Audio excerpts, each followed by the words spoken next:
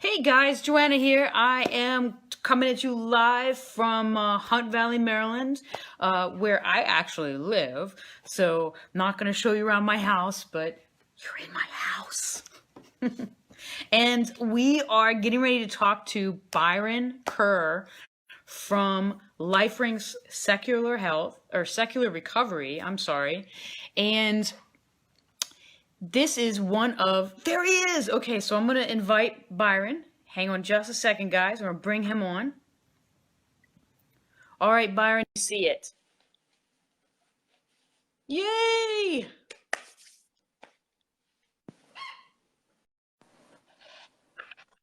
Hey, Byron. Hello, How are you? I am well. Excellent. I am so glad that you are joining us today. Thank you for having me. Of course. Well, I wanted to have you because of the Facing Addiction Multiple Pathways Guide. Thank you. Let me see that hat. Lean down so I can see your hat, Byron. Lean down. Yeah, that's awesome.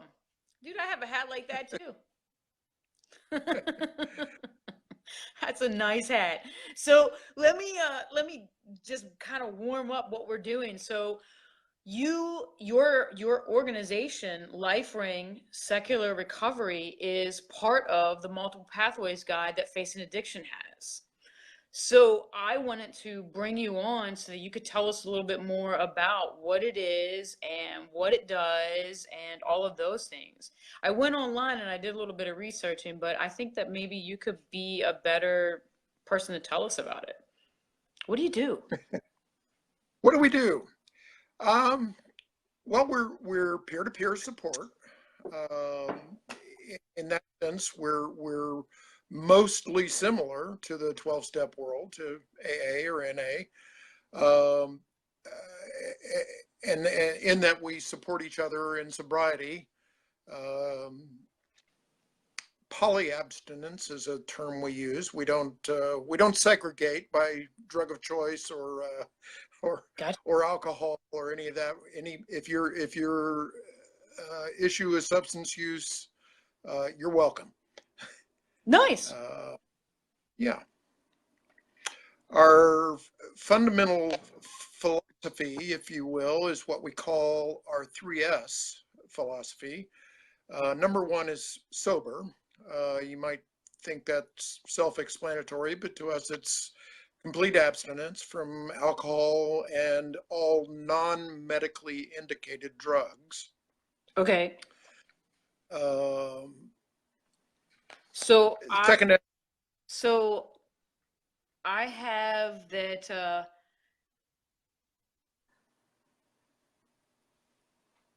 that you also mean prescription or otherwise, unless it's medically indicated. Is that right? well, medically indicated, and that's we like that term because that means also that if you have a prescription drug, you must be taking it as prescribed by a physician.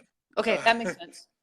So if there's abuse involved with, in other words, you're taking a drug that is prescribed, but you're not taking it as prescribed, that doesn't fit into what we do or what we suggest.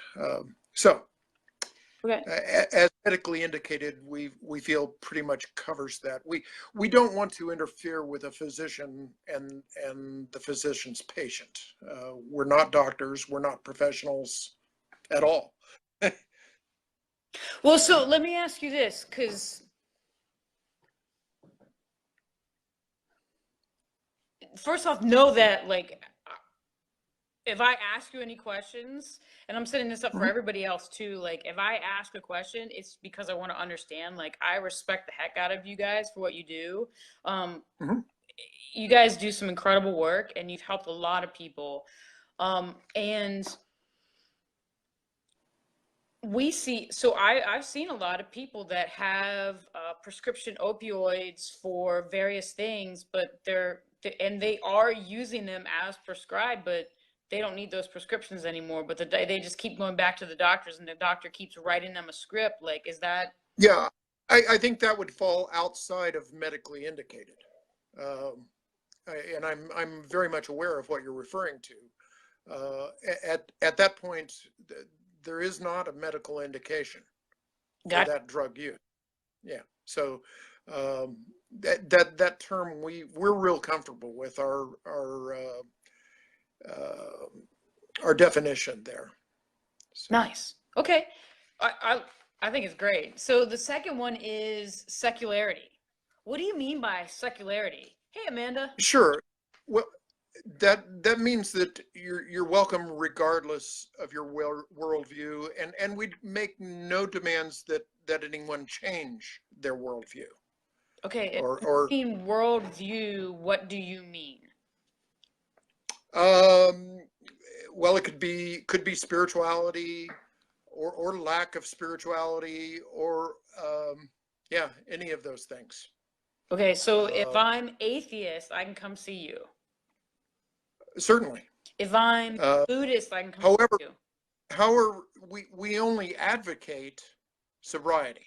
Okay. So in a LifeRing meeting environment, it is no more appropriate to advocate atheism or theism. Neither is appropriate. We just don't go there. We only advocate sobriety. Perfect. I am so glad to hear you say that. We don't advocate one or the other. No, we only advocate sobriety. Now, a person in a LifeRing meeting might be welcome to say what they use in terms of spirituality or non-spirituality that makes them comfortable in their own skin. Where we would draw the line would be any projection. In other words, a person would be welcome to say, gee, I go to mass every morning and that makes me comfortable and I feel good and I'm able to stay sober because of that. What they would not be welcome to say is that I go to mass every morning and you should too. Gotcha. So what if someone, if people were talking about specific spiritual practices, so like if someone was talking about meditation or prayer or positive affirmations or any of those types of things, then what? If they're advocating it for themselves, they're welcome to. Okay. If they're advocating it in any way to someone else, it's not welcome. Okay, so does that mean that, so give me an example of what would be acceptable way of saying that to someone? Like, I meditate every day. I statements. Okay. I feel that this is important to my sobriety. Where you would cross the line would be, you should do this. Gotcha. Okay. Now, you're welcome to say, we encourage people to share everything that they find valuable for themselves. It's inappropriate, however, to advocate that same practice to others. Makes perfect sense to me. Yeah. Okay. I gotcha. Yeah. All right. So then the last one is self-empowerment. So what do you mean by self-empowerment? Self-empowerment simply means that there is no external force that's going to perform any magic and get you sober. You have to do all of the heavy lifting yourself. We can cheer you on. We might even give you an idea or two. Okay. But it's going to be you as an individual that does the heavy lifting. Okay, so how is that different from like a smart recovery? The primary difference, we're very, very similar. But again, we're very similar. We feel we're very similar to the 12-step world as well. I was going to ask you that next. Sure. No, our goal is identical. So if the goal is what you're measuring by, we're all the same. Okay. Yeah. But a difference between SMART and LifeRing, SMART is a little more structured. Okay. And their facilitators are very specifically trained. We very specifically do not train our conveners is the title we we use for Okay. people. And the reason we don't is we want to remain peers only. We don't want anyone to assume a sense of authority, a sense of hierarchy. Um, I know what's best for you. No, I only know what's best for me. Gotcha. So So by keeping it not professional, then there's less crosstalk. Is that what I hear you saying? no, no, absolutely not. There is, we encourage conversation Okay. throughout the meeting. Which is That's different than that. 12-step organization. Yeah, yeah. Um, we I think I understand the reason the 12-step world discourages what they call crosstalk. We call it conversation. Uh, but we find it very valuable. The support and the cheering each other on. Uh, it very rarely has to be corrected in any way. So it seems to work. Well, how many people would you say that have been through your program, are in your program? That's very difficult to measure. The few things we can measure is the number of meetings worldwide. We just barely surpass 200 meetings worldwide, which is tiny. And But then we, that's in a addition lot to of that, meetings for like like a relatively new thing. um, we're proud of the growth we've had. We think we need to grow much more, and the reason for that is to enable and to allow choice of sobriety support. Myself, my story, I could not find value at all in the 12-step world. I was unable. Uh, but I fully recognized that I needed to get and stay sober. I There was no question. Um, So how long and, have you been sober? let's say 7 years. That's a long time. Congratulations, dude. Thank you, thank Hmm. you. That's I yeah. How did you I am. find LifeRing? I was aware of the there was an organization that was a predecessor to LifeRing, and we kind of evolved out of that. I was aware of SOS, and then I don't know the exact story behind the split between SOS and LifeRing, but So Life SOS is Secular Organizations for Sobriety or of Sobriety. correct, Okay. yeah, for sobriety, I believe. Um, and LifeRing evolved out of that organization.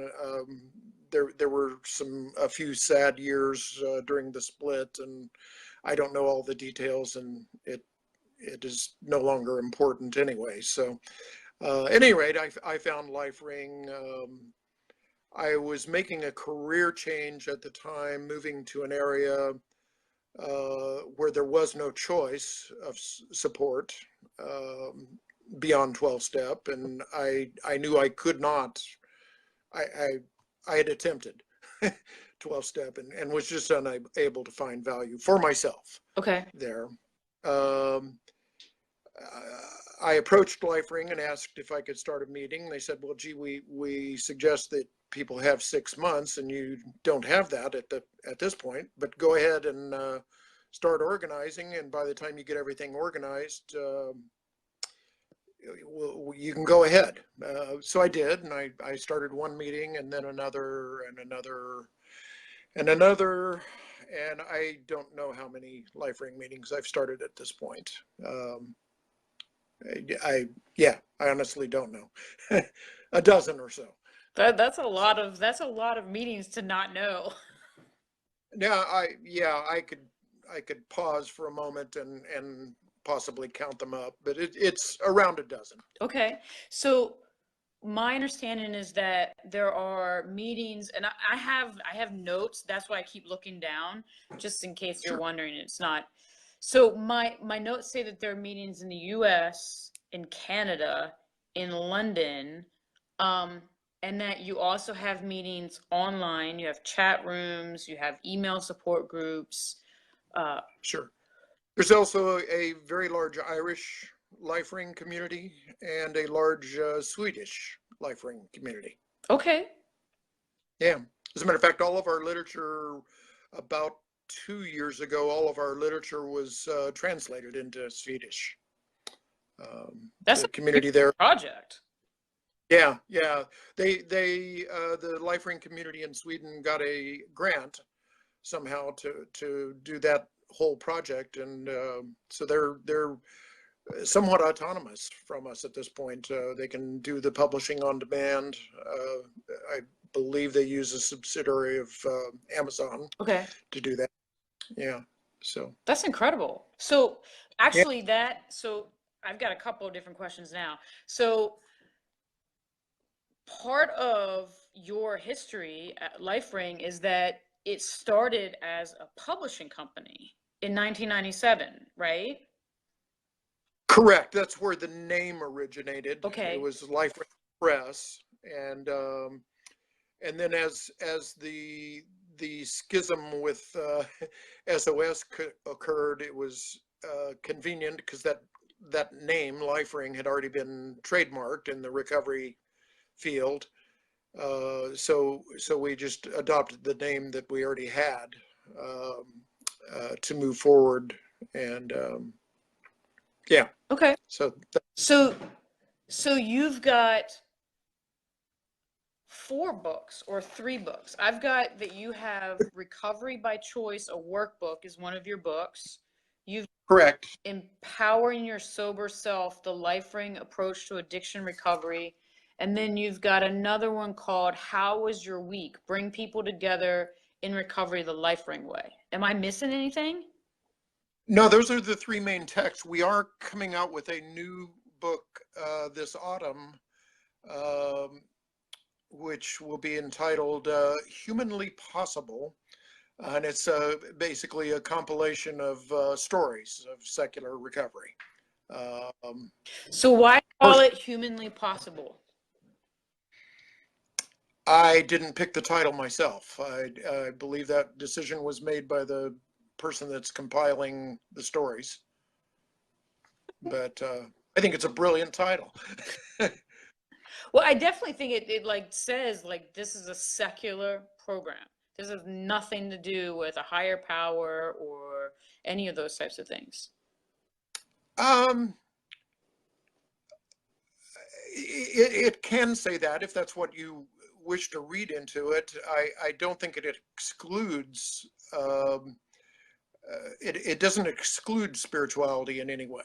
It's just we don't feel it's part of what we endorse and what we advocate. Okay. Uh, So let me yeah. ask you this. In other words, your spirituality or lack thereof are your personal business. We don't go there. Okay. Yeah, your business is recovery. Exactly. So if I were coming to you guys and I'm a 12-stepper and I get a lot out of my 12-step recovery, um, but I wanted to hang out with you guys because I thought that you had something that I wanted, like Sure. how would I fit? You would fit very well. As a matter of fact, one of my very best friends in LifeRing is a woman in Northern California. Um, in the particular region she's in, she has convened LifeRing meetings for many years at this point. She's kind of my go-to person in that area for LifeRing matters. Um, she has a sponsor and she works the steps. I don't understand it, but I don't need to understand her pathway. It's her sobriety. It's not mine. Um, she doesn't likewise. She doesn't understand my path. We're like best friends. So I don't need to understand how she stays sober using everything that works for her. I don't need to understand it. It works. I cheer her on regardless. Nice. Well, let me ask. So now I got another one. Is if I go to and I'm just making stuff up, like hypothetical, right? Sure, sure. Because let's say I go to one of your meetings, what should I expect? Like I walk in the door and I get some coffee. Sure. The third book that you mentioned, the How Was Your Week? Okay. That is our most common meeting format, and the convener or facilitator, if you will typically start at some point in the room and say, "So, Johanna, how was your week as it relates to sobriety? Did you have any sober successes, any sober challenges? If so, what worked, or what was challenging, and how are you going to move forward?" And the meeting would proceed from there. Okay. So And is each it kind of like it's like my name is Johanna, by the way. Okay, sorry, I work with a person whose name is spelled identically and No, it's pronounced good. different. It's pronounced differently all over the world, is my understanding. Yes. Yeah. So is it kind of like going to group therapy for people that are out of treatment, like way out of treatment? It's sure. I guess yes would be the answer, the short answer. Okay. Um, However, it's like group therapy without a professional in the room. Okay. Uh, So you're just we are normal people. Everybody has addiction of to something. So it's polysubstance. Um, sure. Normal people hanging out in the room talking about how you're doing, how I'm doing, how you're doing with our recovery for that week. Sure. Okay. Yeah. And what has allowed you to succeed? What has been challenging? How you met the challenge? What's working for you? Okay. Yeah. Okay. So then let's say that I am a person that uses medication assisted treatment and I'm coming to your organization. How am I going to fit? Perfectly. Okay. uh, Again, medication assisted treatment or recovery. Um, you're using a medication under the direction of a physician as prescribed, and you're using it to um, we hope to see you move to a point where you're abstaining from all the substances. But in the meantime, if you're using it to abstain from a street drug, or let's say opioids, and this is enabling you to move forward in that process, we support that. Um, I will, I get a little nosy and I will ask, gee, do you and your doctor have a plan to step down? Um, and I don't expect someone has to answer. But I do ask that. And that's so that people can stick with the first one of your three S's, the sobriety question, right? Exactly. Okay. Exactly. But while they're in that process, if they're using the medically assisted treatment uh, to achieve sobriety, they're welcome in the meeting, and they're welcome to mention that even. Okay. So what if someone Again, answers you and says, because I've seen, like, I mean, not today's opioid treatment programs. Like, they're very different than the old programs of the past. But the old sure. programs of the past used to be that we get you onto medications in order for you not to use street drugs or to even abuse a prescription plan, but we get you on this so that we can help you with some harm reduction. Today's opioid treatment programs are completely different than that. But what do you do if someone comes in and is like, well, yeah, I'm going to be on this for the rest of my life? Then what? Yeah, well, again, I'm not a professional, so I'm not qualified to question what a physician does. If a physician is saying we're going to use maintenance the rest of your life, I'm not going to interfere in that. I would ask the individual, are you sure that's what you want? But I'm not going to interfere with a physician's decision. I'm not qualified. Right on. Nice. Okay, so let me ask you this. Okay, so we got the sobriety piece. Like, you are all about sobriety. Sobriety means that we are working towards abstinence. Okay. And then, so the secular piece, let's talk about that. Like, what happens if you get someone who is, because I'm sure that you're aware that there are people who are fundamentalist about atheism just as much as there are people that are fundamentalist to the other extreme about theism. Absolutely. So what do you do when someone comes in and Well, they're just like, they're beating whatever sure. drum they're beating? Once again, the meeting is about sobriety. Okay.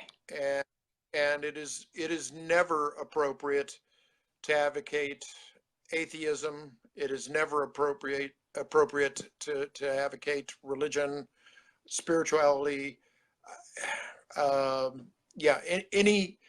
It's unrelated to what we do. Now, again, I get that, but what do you do? I mean, I'm 21 years sober, and there's sure. like, I have not done this all on my own. And at the same time, like, I'm not really sure what it is. I just know. So like, sometimes I'm like, oh, well, God and I are in the room. God and I are the ones that did this. What do you think? I'm just playing devil. Yeah, I would have no problem with you saying that is your belief. Mm-hmm. I would have a problem with you saying you should believe that too. Right on. So in other words, once again, you can advocate any belief you have for yourself. You cannot project that. And it would be on either end. Let's say I'm a godless communist. I can't advocate that in a LifeRing meeting. That's inappropriate. It has nothing to do with sobriety. I'm not a godless communist, by the way, but like, what does communism have anything to do with this conversation? Well, exactly. Okay. That's the whole point. It is inappropriate, just as inappropriate to project your beliefs on someone else as for them to project onto you. It's not welcome. This is awesome. Thank you so much. Okay, so the last one is 3S, which is self-empowerment. So for me, like, self-empowerment is like going out and finding like crazy things to accomplish and then doing it. Like moving through fear. So what does that mean for you guys? Sure. Well, let's take that. I like that. It's good, right? Yeah. I think sometimes in recovery we miss, and I'm not sure this is related or not, but I've been on this tangent for a while. I think fun is maybe underestimated in terms of importance in recovery. Nobody likes a grouchy sober person. No. So I think it's extremely important as part of your self-empowerment to find what is fun for you. What is sober fun? That's I think an under recognized aspect of recovery. But self-empowerment, again, we don't accept the individual has to be completely responsible for their recovery, is what that means, the self-empowerment. Okay. There is no external force that's going to work any magic to make you sober. It's not going to happen. It's all on you or me. So That's how do you help people to get to that place? sure. Encouragement, sharing ideas. Okay. Gee, this is what worked for me. And not that a person should ever think, well, gee, I need to do what Byron did. No, but the idea of that kind of focus or that kind of responsibility, sharing those ideas is what is helpful. Right on. There was a recent longitudinal study put out by the Alcohol Research Group. It was a comparative study of LifeRing, SMART recovery, women for sobriety, and 12-step. And it basically found that none of us are superior to the others. We're all good, and I think what that points out is that what works in support is the connection, the social connection in the support group. It's the cheering each other on, people that understand what you're going through, saying you can do this, we support you, keep it up. That's the active ingredient in the 12-step world. That's the active ingredient in SMART. That's the active ingredient in LifeRing. That's the active ingredient in support. Yeah, I think you're right about that. That's the active ingredient in support. Yeah. So I'm glad that you brought that up and we'll put a link because when I get done with this, what we'll do is I put all the information about how to contact you and all of those nice things, important things, not just nice things, but important things, into the notes for the video. So I'm really glad that you brought that up, because this report, this study was done in this year. It was completed this year. Is that right? Correct. Okay. Yes. And it's actually in the Journal of Substance Abuse Treatment. Correct.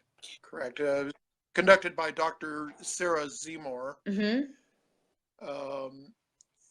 She was a keynote address at our conference this year in Denver. We're very happy to participate. That's incredible. So yeah. So that was going to be one of my questions is that how is it that you guys get the word out about yourselves?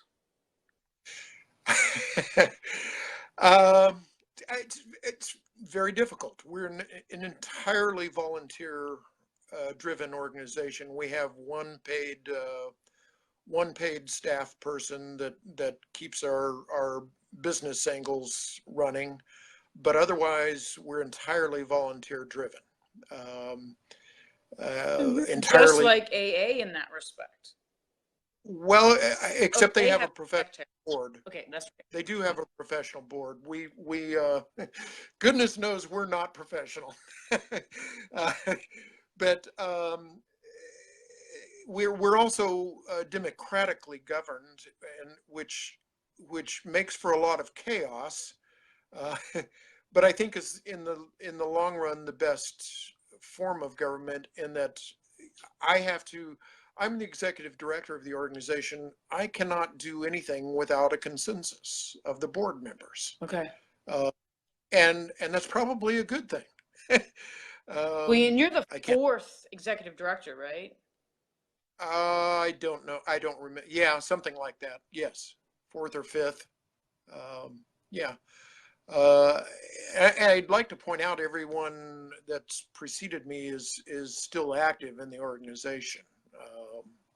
That's So really good sign. yeah, and now let me clarify that. Marty Nicholas is the person that more or less founded the organization. He calls himself the co-founder. One of the biggest favors he did, besides founding the organization, was about 10 years ago, he said goodbye. He resigned.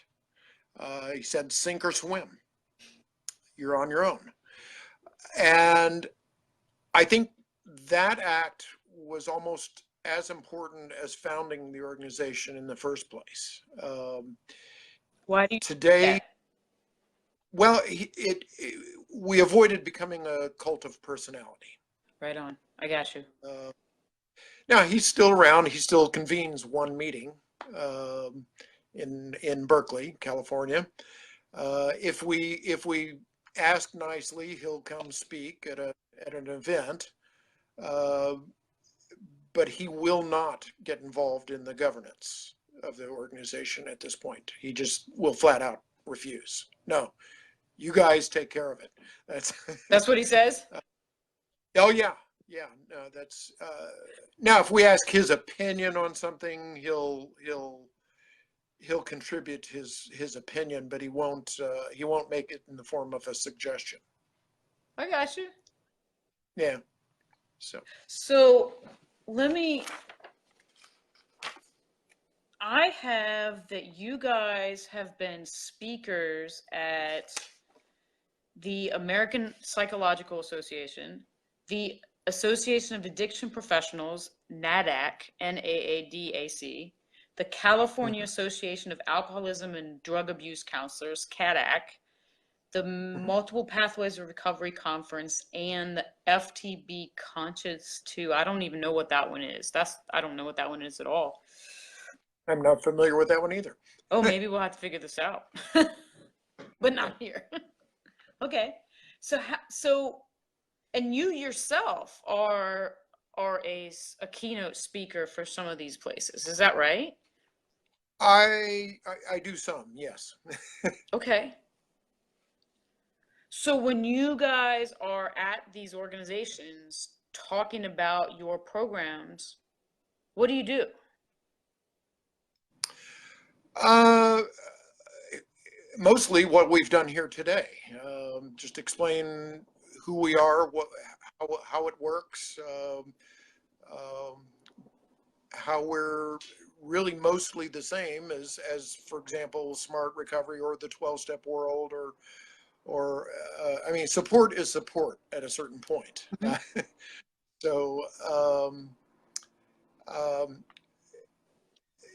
yeah, I do point out the differences. However, at the same time I try to point out that the differences are really insignificant compared to the goal. Uh, Yeah, no, I so agree with you 100%. Okay.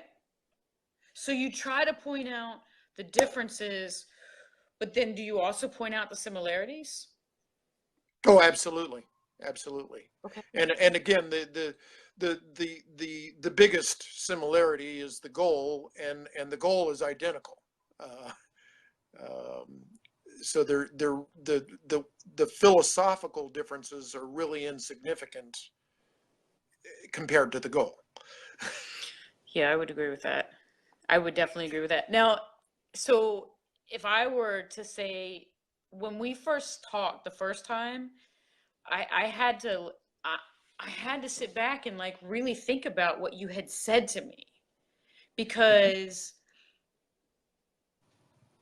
it seems so non-structured.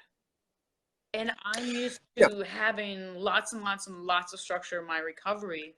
To not have a lot of structure seems like a scary thing. However, the numbers don't bear that out. The numbers bear out that this meets the so when we treat a when people when places when we're all treating substance use disorder, what we're doing is we're looking at it from a biopsychosocial area, right? So the body is treated at hospitals and detoxes and treatment facilities, opioid treatment programs.